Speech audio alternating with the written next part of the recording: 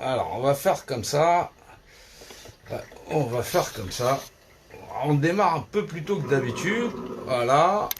Parce qu'on va faire un cours, un live court. Voilà. Pour mieux comprendre ce qui nous arrive réellement. On sait que c'est pas simple. On sait que c'est pas simple du tout. Alors, ça fait 2 ans que ça a démarré le mouvement. On se rend bien compte qu'on a affaire à un ennemi qui est redoutable et qui progresse sur tous les plans. Cet ennemi, il est très mal connu de tous et pourtant tout le monde le connaît. Et effectivement, certains l'appellent le mal, certains les appellent les Rothschild, tarali, tralala, et grosso modo, on essaye de comprendre comment ça fonctionne. Alors c'est important de comprendre comment ça fonctionne parce que cet ennemi ne sera pas battu, comme ça. Il va falloir faire beaucoup d'efforts, il va falloir faire beaucoup d'efforts en ignorant totalement ce qu'on a appris. Ce qu'on a appris sur nos propres sens de perception et vis-à-vis du monde tel que nous le voyons. On ne peut pas battre un ennemi qu'on ne peut pas voir et dont on ne comprend pas la psychologie et surtout les capacités intellectuelles, on va dire, ou la science ou le savoir. Donc à savoir égal, combat égal. Mais là, on a affaire à des gens qui maîtrisent un savoir, non pas que vous ne pouvez pas maîtriser, mais dont vous ignorez totalement ou vous faites semblant d'ignorer parce qu'on vous a conditionné à ça tous les aspects dans votre vie. Alors c'est important de savoir que vous existez, ça c'est la première des choses, vous existez, vous êtes la réalité, vous voulez protéger vos familles, vous voulez protéger votre nation, vous voulez protéger effectivement votre environnement, mais pour ce faire, et pour pouvoir arriver à vaincre cet ennemi, il va falloir penser comme lui. C'est très important. Personne ne va au combat sans connaître ni le terrain, ni l'adversaire, ni même la manière dont doit penser cet adversaire. Et vous êtes obligé de savoir sur quelle vision a cet adversaire sur vous-même. Comment il fait pour vous manipuler à ce point? Comment fait-il pour être à ce point invisible? Et pourtant, cet adversaire, vous vous rendez bien compte qu'il est notifié dans des écrits même très très anciens. Et effectivement, certains diraient le grand Satan ou tralali tralala. Alors on va commencer tout de suite parce que je ne vais pas faire un live qui soit trop long pour permettre de mieux comprendre, d'avoir cette compréhension. Et vous voyez, on est dans une société dite pyramidale, c'est-à-dire un dessus, tous en dessous. Ça, c'est grosso modo le principe général qui fait que l'ensemble des populations, en vérité, depuis les temps les plus anciens, donnent leur énergie vitale à un sommet qui toujours les domine et les manipule. C'est le principe du tombeau. Ce tombeau, effectivement, dans la notion, fait que la représentativité de la base s'en va au sommet. Ils sont, eux, au sommet, les représentants. Ils définissent l'image de l'État unifié. La loi des ensembles, ils récupèrent l'énergie de la représentativité. Ça, il faut le comprendre. Cette représentativité, ceux qui sont au sommet vont légiférer dessus. Ils vont légiférer dessus, ils vont déterminer de la notion même d'échange. Cet échange est symbolisé par un principe de devise, puisque c'est eux qui devisent des conditions. On appelle ça donc une devise, mais ce n'est en vérité que l'énergie vitale de ces populations à l'avoir transmise au sommet qui va, elle, deviser dessus et donc inventer la devise qui va correspondre. On appellera ça le franc, le marque, ce que vous voulez. C'est donc, oui, l'énergie vitale, ça veut dire qu'on arrose grosso modo les gens avec leur propre sueur. Et c'est l'art premier de transformer ce qu'on appelle ceux de la chape, donc le plomb, en or. C'est le secret de l'alchimiste. Voilà, les alchimistes, c'est le secret du fameux Poséidon, le dieu grec que vous connaissez. Voilà, Poséidon, père de Polyphème, dit le cyclope n'a qu'un œil. Voilà, Polyphème, celui qui règne. Le fameux n'a qu'un œil. Alors, on va s'intéresser tout de suite à l'origine de cette alchimie. C'est là qu'on va pointer pour comprendre ce à quoi on a affaire. Alors, on va reprendre là, puisque vous connaissez à peu près cette pyramide, mais vous devez comprendre le concept général de l'alchimie dans sa base, c'est-à-dire le secret des magiciens. C'est le secret de la fameuse pierre philosophale. Alors oui, on va reprendre ça assez rapidement. L'univers, il existe, oui ou non? Oui, il existe, et donc il existe par la notion de représentativité. Puisqu'il existe, voilà, il existe par la notion de représentativité, voilà. Par la notion de représentativité, puisque rien c'est quelque chose, puisque je peux le nommer. Et quand je dis rien, c'est absolument rien, il n'y a pas de planète, il n'y a pas de matière, il n'existe absolument rien. Je suis désolé si on voit à l'envers. Voilà, il faudra sinon inverser l'image, vous récupérez la vidéo, vous la retournez. Donc rien est quelque chose puisque je peux le nommer. Donc si je le nomme, je définis, voilà, un état unifié, solidarisant le tout du tout. C'est la notion de Deus. En latin modernisé français, définition imagée d'un état unifié. Les Anglais disent global, organisation, définition. Ça permet de conceptualiser le tout du tout. Maintenant, il faut comprendre aussi que dans cette notion, rien, c'est quelque chose puisque je peux le nommer, et que mathématiquement parlant, si 0 et 1 sont le langage binaire, c'est faux. Puisque 0, c'est l'entrée en matière. 1, c'est la matière. C'est le monde de la matière. Ici, donc, c'est rien. Rien vaut de 1. Donc 0 vaut de 2. Et 1 vaut de 3.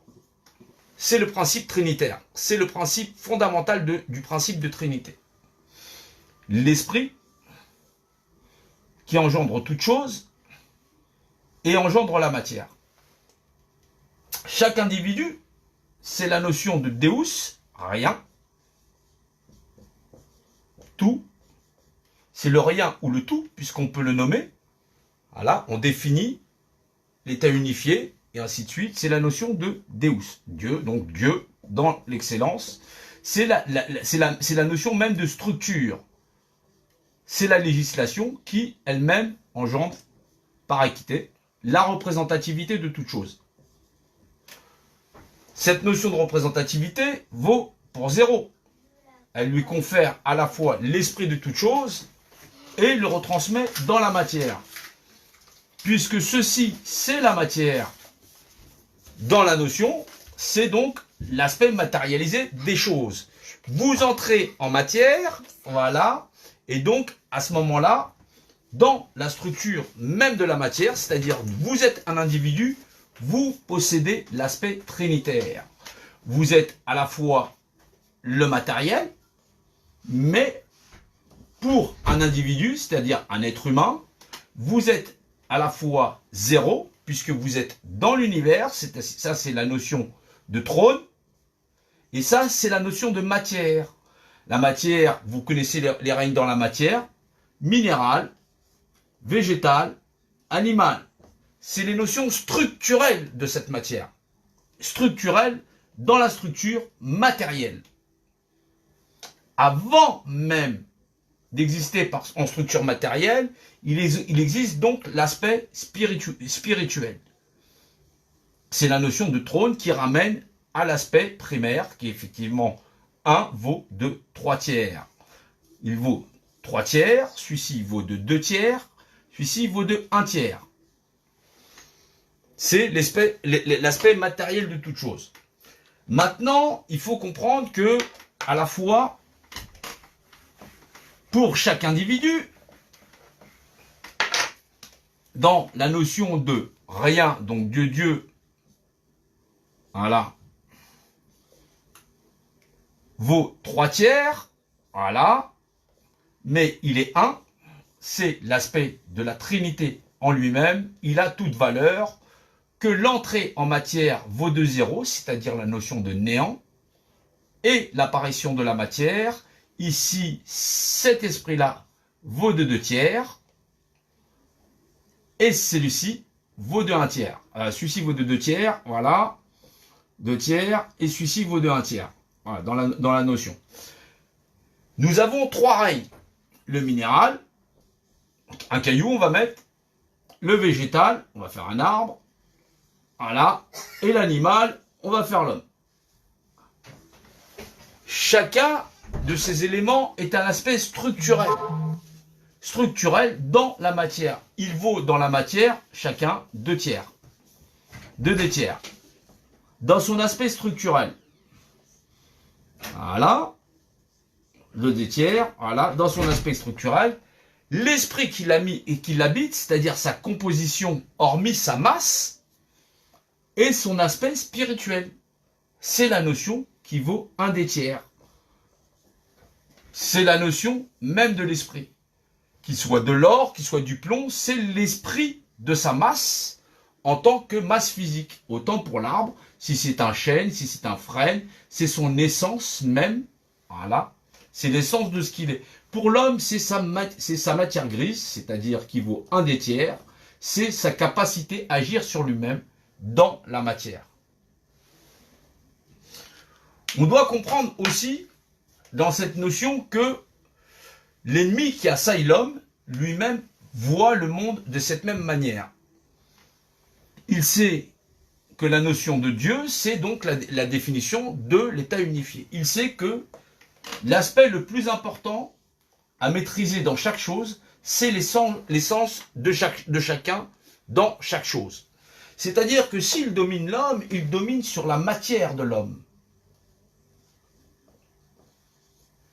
Ainsi, lorsque vous passez dans une foule, vous dites pardon, c'est votre esprit qui le dit, il le fait valoir par votre corps, et comme par miracle, la foule s'écarte parce que vous avez agi dans l'immatériel, dans la matière. Vous la pénétrez parce que l'esprit lui-même agit sur la matière.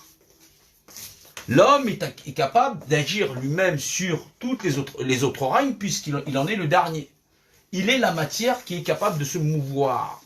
C'est ça, sa réalité. Il est l'esprit, même des choses, matérialisé, capable de se mouvoir. Il est le dernier des règnes, du minéral, au végétal,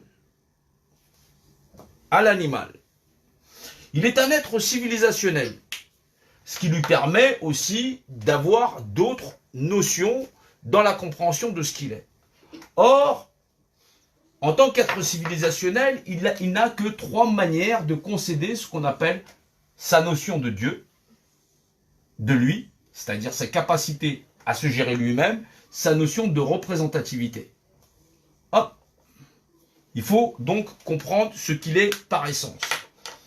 Maintenant, dans la notion de représentativité de ce qu'il est en tant qu'être vivant, puisqu'il est un être vivant, cette représentativité, il ne peut la concéder que de 3 manières. Primo, il vit, il meurt. Il la concède dans l'espace et dans le temps. Secondo, il vit, il meurt, mais il a un accident. C'est pour ça qu'il meurt et qu'il s'en va prématurément.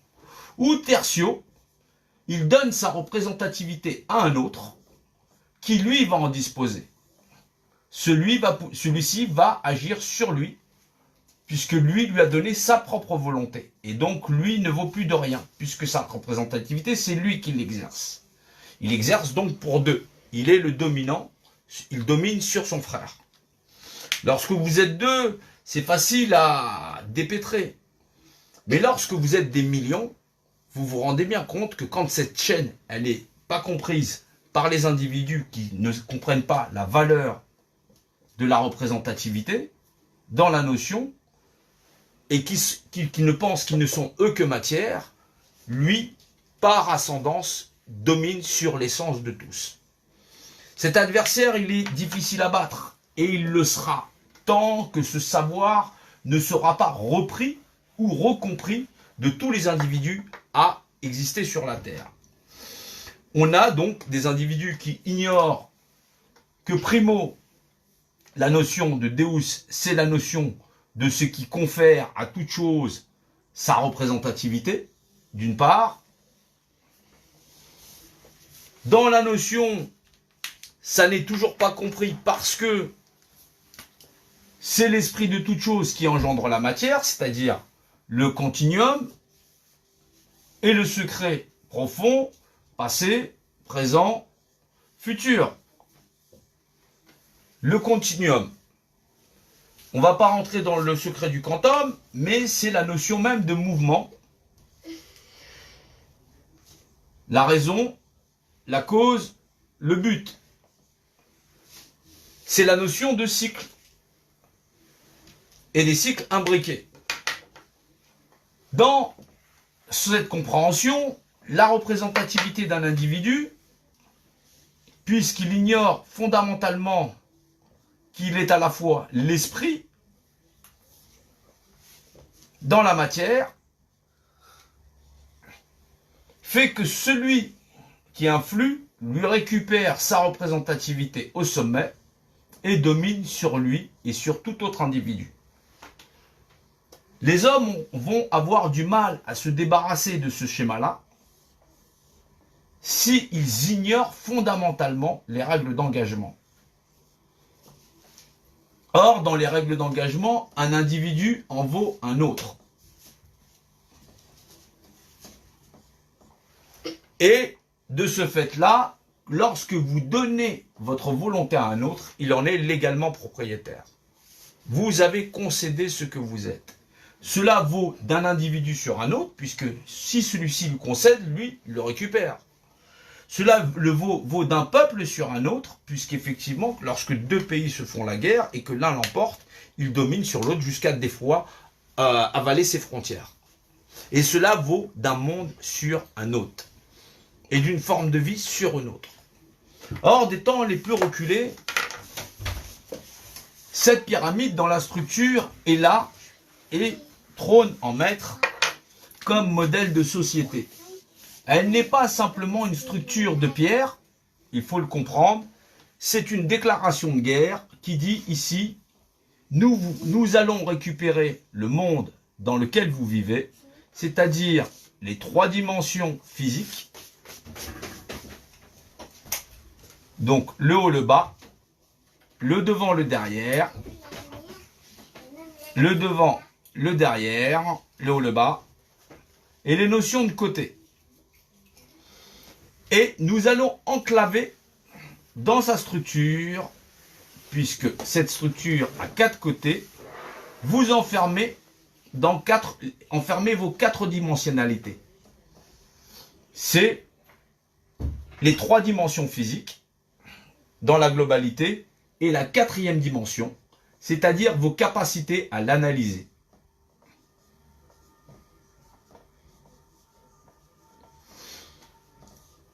L'ennemi est redoutable. Il sait comment il avance. Il sait qu'à la base, il a formé des générations d'ignorants qui ignorent fondamentalement les lois du vivant, de l'esprit et de la matière. Qu'agir sur l'esprit de quelqu'un d'autre, c'est le détruire dans sa matière ou lui influencer de quelque manière à agir lui-même sur la matière. Ici, il dit, je suis le dominant, je vous dirige, je vous commande, j'agis par mon esprit sur vos esprits, et effectivement, vous agirez vous-même sur le vivant, sur le minéral, sur le végétal, voire même sur l'animal, en vous déclenchant des guerres. Cette forme de civilisation s'appelle le contrôle par hiérarchisation pyramidale. Elle a formidablement conquis toute la planète, en dominant sur toutes les civilisations et toutes les populations. Largement dénoncée dans l'histoire et fait couler beaucoup d'encre, elle a créé 3 dogmes principaux que sont effectivement les Davidiens, Israélite, la chrétienté et l'islam, pour dénoncer le contrôle par hiérarchisation pyramidale. Chacune de ces maisons s'est fait tout de suite enclaver par une structure pyramidale pour recontrôler les populations, surtout pour pas qu'ils ne rentrent dans la connaissance du savoir, de l'esprit de toute chose et dans la capacité à s'émanciper de ce mal. Ce mal est très très loin et très très vieux sur la Terre. Il domine depuis très très longtemps et il va falloir que beaucoup s'enquièrent du fait de comprendre fondamentalement comment cela fonctionne. Alors, on a fait un live la dernière fois où effectivement on a beaucoup détaillé. Là, c'est un petit live histoire de remémorer et de comprendre qu'il va falloir apprendre bien des choses plutôt que d'avoir une opinion sur Trump, pas Trump, masque, pas masque. C'est taper à côté des choses. Les propriétés d'une structure appartiennent à une structure. Les propriétés de la pyramide, donc, sont dans la pyramide. C'est donc sa propriété. Et les individus et tout ce qui sont dedans sont donc la propriété de la structure. Il en est ainsi pour les lois du cercle, le carré pour le carré, le cube pour le cube, je veux dire, voilà. La sphère pour la sphère et la pyramide pour la pyramide, vous vous en doutez très bien. La mathématique de chacune, effectivement, c'est sa mathématique. Donc, nous avons les trois dimensions, plus la dimension spirituelle qui est enclavée, le système d'exploitation, puisqu'il existe une cinquième face, repose sur l'ensemble du globe, puisqu'elle est représentée, et donc utilise donc la représentativité comme notion, puisque c'est la représentativité qui est captée à sa source, légiférée, et permet de contrôler l'ensemble des individus en devisant dessus et en leur installant une devise.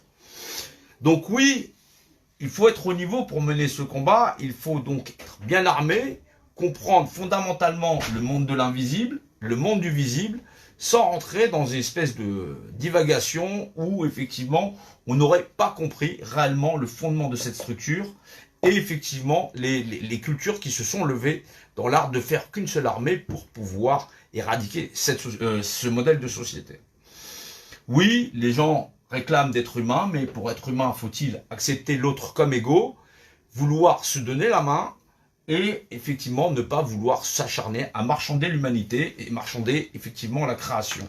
C'est un formidable combat que les hommes ont à faire là, et effectivement il ne va pas falloir se détourner du chemin parce que ça va barder, ça va réellement barder et que ça n'est là que le début du prémisse qui fait que aujourd'hui on propose de vacciner l'ensemble des populations pour pouvoir marquer le bétail et ce bétail être sacrifié, puisque effectivement, vous vous rendez bien compte que cette loi ne vaut que pour un individu face à un individu, un groupe d'individus face à un groupe d'individus, et un planétoïde face à un autre planétoïde.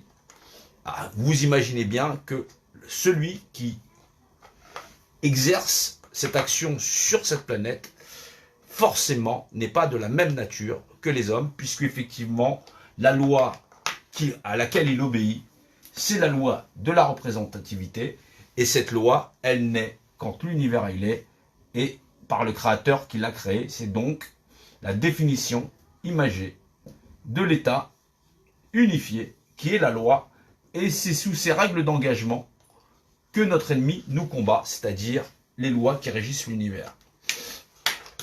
Donc oui, ça n'est pas le moindre des adversaires, il est surtout très redoutable. Nous allons approfondir cela, nous allons pouvoir arriver à unir des gens qui seront capables de travailler dans cette compréhension. Il va falloir être sérieux parce qu'effectivement, si vous tournez en rond, nous n'aurons aucune chance de pouvoir l'emporter. Parce que le monde de l'illusion est tout autour de vous et vous continuez encore à le marchander. Et c'est le monde dans lequel vous êtes prisonnier. Bienvenue dans la 4e dimension. Nous y sommes, c'est la capacité de perception et il faut que effectivement vous puissiez comprendre la législation globale de l'univers. Je définis un objet, je définis un état unifié, je définis un ensemble, on globalise une organisation définie. Voilà, il faut comprendre que cet ennemi est redoutable au plus haut point et que oui, nous devons de savoir mieux travailler ensemble, de faire travailler tous les collectifs, de rassembler tous les groupes dissidents et surtout d'avoir l'entendement de ce que nous combattons. C'est depuis très très longtemps que cet ennemi-là, depuis très très longtemps qu'il a fait couler beaucoup d'encre. Il dit que c'est hable, il dit que c'est faisable, il dit que nous devons le faire, et effectivement, il dit hable. Hable n'est pas de tout ce qui se dit ou de tout ce qui se fait. Cela n'est pas raison et cela n'est pas raisonnable. Donc, c'est raison qu'il nous faut garder, il faut savoir avancer. Je vous demanderai effectivement d'être patients les uns avec les autres et nous devons de savoir nous organiser. Alors oui, on travaille autour de Table 700, c'est un formidable regroupement mais qui doit permettre non pas simplement de se réorganiser en tant que groupe humain à faire face à une réelle menace et non pas à faire face à je suis d'accord, je suis pas d'accord, ou monter une Xème République. Nous devons être conscients de ce qui se passe sur cette planète depuis très très longtemps. Ça n'est pas le même niveau de tous les combats qui ont été menés par l'ensemble des civilisations. Et vous vous doutez bien, et vous voyez bien que cette forme de culture s'est imposée dans le monde entier. Faire tomber cette structure va nécessiter la plus grande des lucidités. C'est très important, surtout parce qu'elle est invisible à l'œil de tous et que seule la raison, être raisonnable, dans l'art effectivement de s'aimer, s'aimer, aime ton prochain comme toi-même, effectivement c'est l'argument, c'est un argument de taille, oui, mais faut-il comprendre pourquoi? Parce que cet ennemi nous a totalement hallucinés et qu'il a été largement décrit dans toutes les cultures, avec un point donné, qu'il nous a amené là où il le voulait, nous sommes à point nommé, et il va falloir vraisemblablement que nous arrivions nous-mêmes à réviser ce que nous avons appris, et surtout ne pas croire que nous ne sommes que de la matière inerte, parce que c'est là qu'il veut nous mener. Il prétend que nous sommes seuls. Nous n'avons pas d'esprit de lien avec notre environnement. Nous ne le comprenons pas. Il nous a coupés de tous nos retranchements. Il nous coupe les uns des autres et il compte son bétail. Il fait la guerre en dominant sur la matière. Nous devons là retrouver tous nos esprits à faire l'unicité tous ensemble pour pouvoir effectivement aller à la victoire puisque nous sommes condamnés à cela, sinon à disparaître. Je vous souhaite une bonne soirée. On reviendra sur un autre live plus tard. Voilà. On fait des lives de 8 heures, on essaye de partager, on essaye d'amener à la compréhension, mais j'essaye toujours d'avoir un exposé qui doit permettre l'ouverture d'esprit et le mieux comprendre comment, dans le regard de l'autre, nous lui apparaissons et comment il nous domine dans l'art de percevoir ce que nous ne pouvons pas voir. Je vous dis à plus tard et bonne continuation.